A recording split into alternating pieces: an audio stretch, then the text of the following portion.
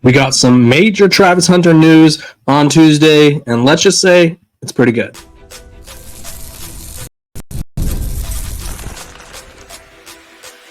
You are Locked On Buffs, your daily podcast on the Colorado Buffaloes, part of the Locked On Podcast Network, your team every day.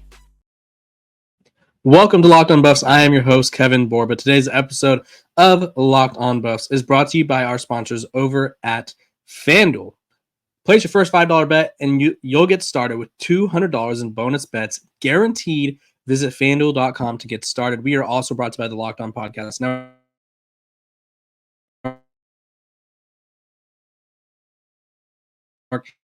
It's your first listen of the day. Like I say every day, we're free and available wherever you get your podcasts. Let's dive right into the biggest news of the week for the Colorado Buffaloes, which is Travis Hunter.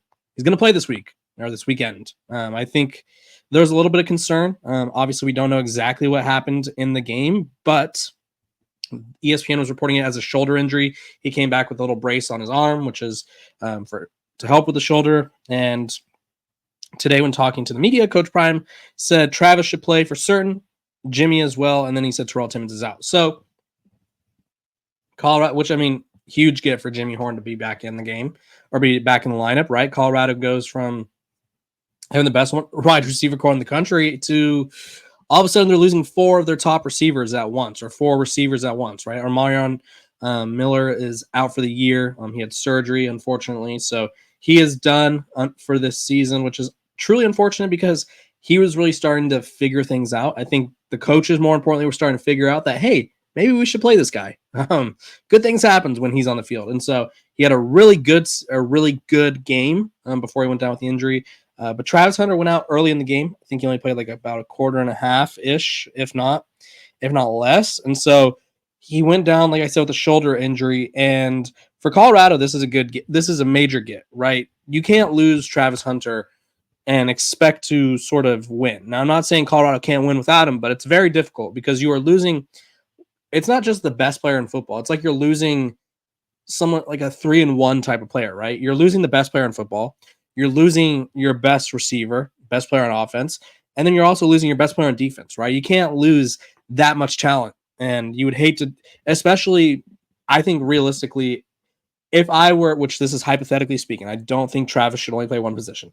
If I were to force him to play one position for this Colorado team, it would be defense, right? Because the offense has so many guys that are LaShawnte Wester, Jimmy Horn, Terrell Timmons when healthy, or Marion Miller when healthy, Cordell Russell when healthy. Like they have all these guys who, Cameron McKell, Draylon Miller, all these dudes who could step up. The secondary, I don't trust nearly as much. And so Colorado is currently going up against a team in Arizona who I don't think Arizona, I mean, they're not as good as I thought they'd be. My prediction, I think this is one of my bold Big 12 predictions to start the year was, I think I said something along the lines that Arizona and Utah would be playing for a Big 12 title, which obviously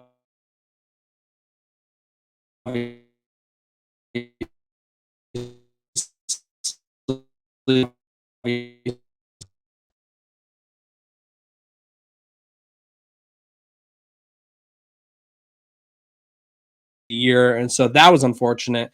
And then also, it's one of those things where I thought Arizona would be able to sort of pick up where they left off, with even though Jed Fish wasn't there because they had Nova Fida, and they just had Tetrell McMillan, who's, as I'm going to get to in a quick second here, is probably one of the best receivers in college football. I would say he's probably, outside of Travis, he's at least in the top three, I think. And so to just sort of highlight how good he is, he currently, this is how it works out for him. They move him all over the field. He's taking snaps in the slot, out wide. And then he also is a yards after catch machine. He leads the team with 306. And then he also, let me pull up the little metric here. Because this guy, I mean, he was the guy that mossed Travis Hunter last year, right? And I think we all remember that.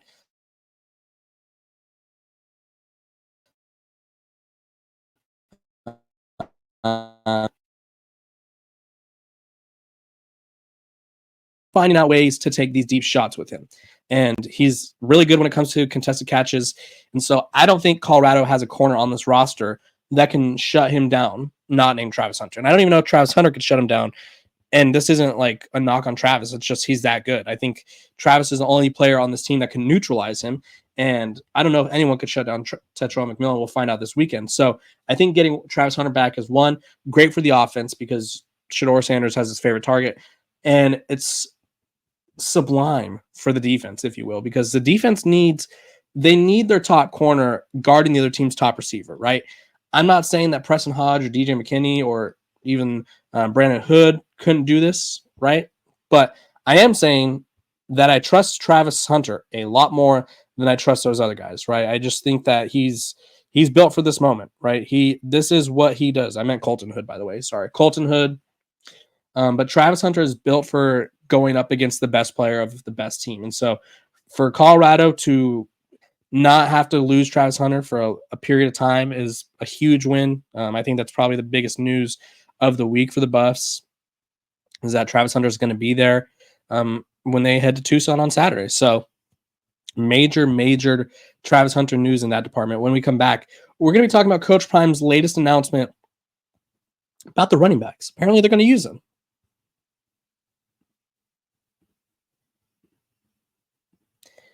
This episode of Locked On Buffs is brought to you by Roy. Hey, Locked On Buffs fans, it's time to recognize the Roy Player of the Week. So far this season, we've pulled over $10,000 to support players on Roy. Micro deposits lead to massive change. With the Roy app, you can direct your support to the athletes you love, ensuring that all funds go to the specific player you choose. Unlike collectives, you know exactly where your support is going, and you even receive exclusive content, personal videos, and updates after the season. The best part, it's risk-free. If the athletes transfer or don't deliver on the content, you get your money back. This week, I'm supporting BJ Green. I just pitched in $100, and I'd love for you to join me. Even $10 makes a difference. Let's show BJ Green the love and keep him connected with our school. Remember, pay today, celebrate tomorrow. Your support sets your team up for success. BJ Green had 2 monster sacks against Kansas State, and I think he's really about to start popping off, right? He said that's his standard, and I'm excited to see if he could continue to get pressure on the quarterbacks. Plus, don't miss out on Roy's exciting giveaway. Win 2 tickets to a game in November. Just download Roy, create an account, and enter referral code Locked On, and you're entered. Already on Roy, any contribution to an athlete's campaign also gets you entered automatically. No purchase necessary. Void where prohibited. Download Roy now and join the NIL game with no subscriptions and no fees. And be sure to check us out on Instagram, Facebook, and X at Roy_return on you for more info. Roy, support the players, change the game. Welcome back to Locked On Buffs. Appreciate you guys for tuning in every single day, making me your first listen of the day. We are free and available wherever you get your podcast. So thank you guys for tuning in, liking, subscribing, following, all that jazz. We are so close to 6,000 subscribers. It's like you guys are teasing me a little bit, which is fine. We'll get there eventually. I appreciate all the support. Thank you guys for making me your first listen of the day. Just a little subscriber count update because I know you guys are all supporting me. We are exactly 18 away. Let's get there. We're almost there. We've had a lot of growth this month, and it's continuing to be fun. Let's talk about the running back issue, or I don't really know if it's an issue, but I think it's something worth noting, right? For some reason, and this isn't a knock on Dallin Hayden. Let me preface this with, this is absolutely 1,000% not a knock on Dallin Hayden. I think he's a really good player, but I think he needs an offensive line that is, which I mean, most running backs do. This isn't shocking by any means. I think he needs an offensive line that is able to create larger gaps, and I think he struggles to sort of make something out of nothing. According to PFF, he averages less yards after contact than Charlie Offerdahl did, and we all know that Charlie Offerdahl wasn't blowing anyone away by any means. Whereas Isaiah Gustav and Michael Welch, they're averaging about a yard, if not more, than Dallin Hayden. So today, when speaking to the media, Coach Prime said that Isaiah Gustav will be getting the start this week against Arizona. And I, for one, I talked about this with Scott yesterday, am completely for the move. I think that's the right move. I think either Isaiah or Michael Welch, who was dealing with a hamstring injury still, I still think those two are better suited to play behind this offensive line. And it's not an indictment on Dallin Hayden. I have to sneeze just a sec. It's not an indictment on Dallin Hayden. It's more so a being realistic with what we're dealing with and being realistic with what your skill set is. And Dallin Hayden was really good at Ohio State when all the holes were ginormous and they had one of the more physical offensive lines in the country. But now he's at Colorado, where they have an offensive line that is still trying to figure things out. And so Isaiah Gustav, who leads or second on the team in yards per carry at 4.7, he leads the team in rushing yards at 127 on 27 carries. He's going to get the start. And so what am I expecting from him? Well, he's a big, powerful back, 6'2", 210 pounds, but he's also got speed. And so I think that if Colorado really commits to it, and I'll tell you why, I think if Colorado really commits to running the ball, it will make life easier on the offense. Shocking, I know. Someone put that take in the Hall of Fame because I know it's a new one that we've never, ever heard. But let's just talk about this.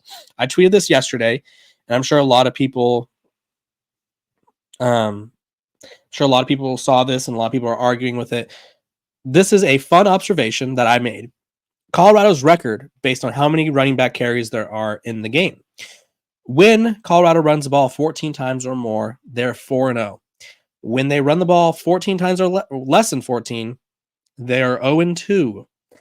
So a lot of people brought up the argument of, well, when you're losing, it's hard to run the ball. It's just so hard to run the ball because you're down and you can't run the ball if you're losing. Like, let's just cut that, right? I broke it down yesterday on yesterday's show. Excuse me. How many times can I say yesterday in a sentence? I broke it down on the episode from not today, but the day before today. And Colorado ran the ball a total of, I think it was, they ran the ball a total of 10 times. They went like almost a quarter without running the ball. And like literally when they ran the ball in the second quarter, it was 7-7. Same thing with Nebraska. This is exactly how their game plan went. It goes opening drive against Nebraska, incomplete pass, sack. Colorado gets the ball back. Sack, pass, run on 4th and 1 with Charlie Offerdahl, which at that point we all knew there was, whoever's deciding who's playing running back right now is not doing their job. I'm just going to put it that way. I know Coach Prime was really high on Charlie Offerdahl. I think they weren't using Charlie Offerdahl right. I think Charlie would probably be better. Same thing with Dallin in an offensive line that's going to open up wide holes and just let them roam free. And I think most running backs are. Then, so after, let's see, 1, 2, 3, 4, 5, 6, 7 plays, they go pass again, 8, pass again, 9, pass again, 10, pass again, 11, then run. So they went in the first 15 plays, it was 12 passes to 3 rushes.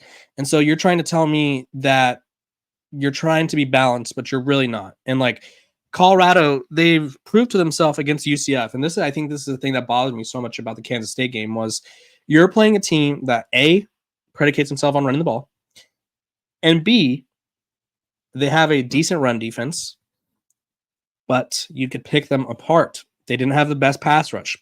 But guess what? Colorado, Shedeur Sanders, the offense line, they made that pass rush look really good because they weren't running the ball. So they didn't have to worry about the run whatsoever. Are we sensing a theme here? Like when you decide to not run the ball, like even just mix it in. Like, people are going to say the run game's not that good. You don't need to run for 100 yards every game. But what you do need to do is show that it's a threat. It opens things up. It opens up the play action pass. We saw that against UCF. I've literally said that if Colorado played like they did against UCF, they could win out. I said that. And guess what? They looked at that film from UCF and were like, you know what? Let's go back to not running the ball. Let's just go back to our old ways. We won a game and let's just do whatever. And so here's how things went down for Colorado. And again, they ran the ball early against Kansas State, which is fine, but they gave up on it. And I also don't think Dallin Hayden's the right back for this team right now. They go Dallin Hayden for no gain, Dallin Hayden, then they go pass, then they go pass, run, pass, pass, pass, pass, and then run, pass, run, pass, run. So that drive was a little more diverse. But again, I'm not loving the personnel choices. And then they go pass, pass, pass, pass, timeout pass. Shador Sanders runs on a pass, pass, pass. And then, yeah, let's just here. While I'm talking, I'll tell you when the next time they ran the ball was the third quarter. So they went from like trying to, it's like, it's all or nothing. It's like, we're going to run the ball 3 times in a row. Okay, it didn't work. Let's give up on it. I don't love that mentality. I don't understand that mentality. Pat Shermer, if you're calling the plays, I know he's calling the plays, but if you're making that final decision to not incorporate the run game, I don't understand. Coach Prime, if you're making that decision, that executive call to be like, hey, don't run the ball, that's not the move. It's really not. Like, we saw what you did against UCF. You brought in a tight end as an extra blocker, and you took advantage of what the defense gave you. You made plays in the rushing attack, and I think that's where Colorado has struggled a lot. And I'm gonna pull up right now how many tight end plays or how many plays there were with tight ends on the field for Colorado, because I don't think there were that many. I don't. I think they kind of gave up on it, even though Colorado or UCS offensive or defense coordinator, was like, we hadn't seen that from them. We were not expecting that from them.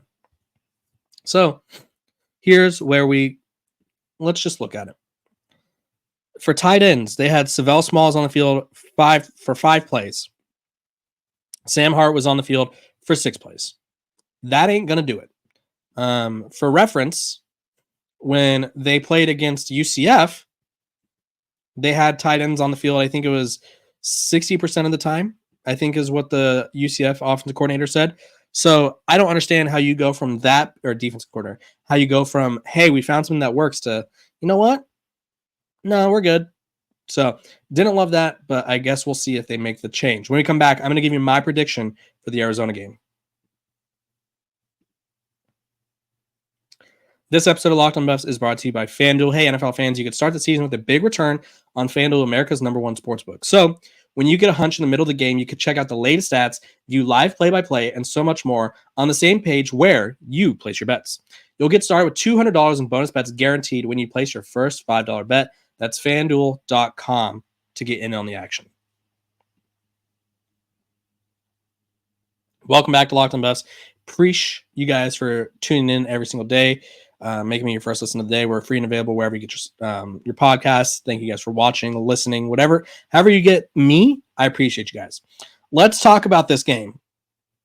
They have, according to ESPN, Arizona favored by 3.5.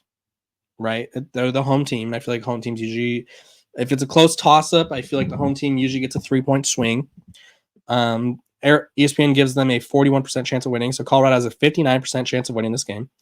And Arizona, in their last 5, has gone win against Northern Arizona, blowout loss to Kansas State, win against Utah, which was Isaac Wilson, lost to Texas Tech, blowout loss to BYU.